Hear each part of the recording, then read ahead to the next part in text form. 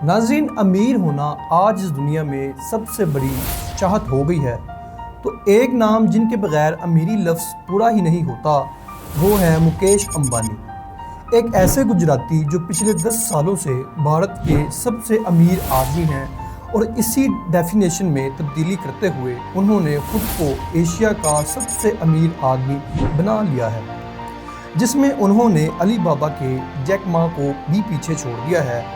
مکیش امبانی کے والد دھیرو بھائی امبانی بچپن میں بھارت میں پیٹرول پمپ پر پیٹرول بھرنے کا کام کیا کرتے تھے۔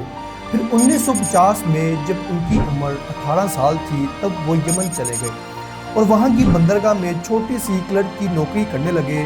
اور جب دھیرو بھائی امبانی کو پتہ چلا کہ وہاں کے جو ریال کے سکے ہیں ان میں چاندی لگی ہوئی ہے، اس کے بعد وہ چاندی کے سکوں کو اکٹھا کرنے لگے اور آہستہ آہستہ یمن کا سکہ غائب ہونے لگا۔ انہوں نے ان سکوں کو گلا کر چاندی سے لاکھوں روپے بنائے، اور پھر وہیں پر مکیش امبانی کا جنم ہوا۔ تب ان کا خاندان اتنا امیر نہیں ہوا کرتا تھا۔ ان کے والد اپنا بزنس کرنا چاہتے تھے، اس لیے وہ یمن چھوڑ کر 1958 میں بھارت واپس چلے آئے۔ بھارت آ کر دھیرو بھائی امبانی نے کپڑے اور مسالے کا بزنس شروع کیا۔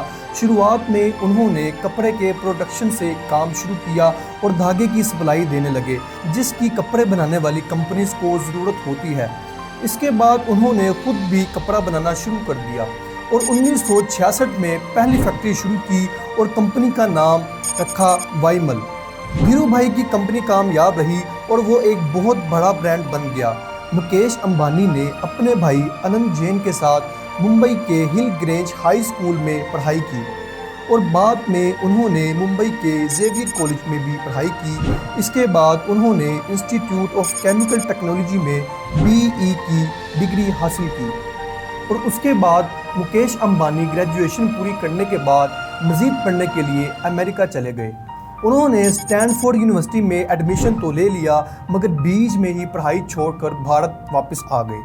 اس وقت ان کے والد کا بزنس کافی چل پڑا تھا، اسی وجہ سے انہیں بھارت واپس آنا پڑا تاکہ وہ اپنے والد کی مدد کر سکیں، اور اسی طرح انہوں نے 24 سال کی عمر میں ریلائنس انڈسٹری میں اپنا کریئر شروع کیا۔ شروع میں مکیش امبانی راشد بھائی کے انڈر کام کرتے تھے، پھر بعد میں دھیرو بھائی نے مکیش امبانی کو مکمل طور پر آزادی سے کام کرنے کی اجازت دے دی۔ 1986 میں امبانی فیملی کو سب سے بڑا دھچکا تب لگا جب دھیرو بھائی امبانی کو برین اسٹروک سے گزرنا پڑا۔ اس کے بعد ساری ذمہ داری مکیش امبانی اور اننت امبانی کے کندھوں میں آن پڑی تھی، لیکن دونوں بھائیوں نے اس ذمہ داری کو کافی اچھے طریقے سے نبھایا۔ مکیش امبانی نے نہ صرف اپنے باپ کے بزنس کو سنبھالا بلکہ بہت سارے نئے بزنس پلان بھی لے کر آئے، اور ان کی قیادت میں ریلائنس انڈسٹری آگے سے آگے بڑھتی گئی۔ 1991 میں مکیش امبانی نے پیٹرو کیمیکل پلانٹ تعارف کروایا اور 1995 میں کمپنی نے ریلائنس ٹیلی کام ایجاد کیا۔ 1998 میں مکیش امبانی نے لوگوں کی ضرورتوں کو سمجھتے ہوئے LPG کی فیلڈ میں قدم رکھا اور ریلائنس گیس کے نام سے سوئی گیس بنانے والی کمپنی بنا لی۔ ایسے کام کرتے کرتے کامیابیاں ملتے ملتے ریلائنس کمپنی کی سفلتا بڑھتی گئی۔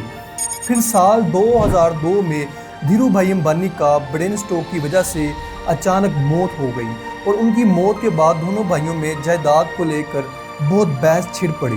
ان دونوں کی تعلقات خراب ہونے کی وجہ سے کمپنی کو بہت نقصان جھیلنا پڑا، اور پھر ان کی ماں نے دونوں بھائیوں کے جھگڑے کو ختم کرنے کے لیے ریلائنس کمپنی کو 2 حصوں میں تقسیم کر دیا۔